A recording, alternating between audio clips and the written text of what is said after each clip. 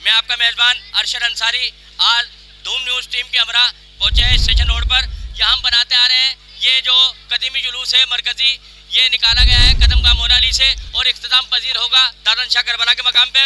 ये मुख्तलिफ गुज़रगाहों से गुजर रहा है। यहाँ फुल प्रूफ सिक्योरिटी के इंतजाम है। यहाँ देख सकते हैं कि यहाँ मेरे पीछे कैमरा में दिखा सके तो यहाँ पर फुल प्रूफ सिक्योरिटी के इंतजाम दिखाई दे रहे हैं। यहाँ पुलिस एहलकार, कमांडोज और यहाँ खवातीन लेडी एहलकार और दीगर जो इनके अफसरान है वो भी दिखाई दे रही है यहाँ पे।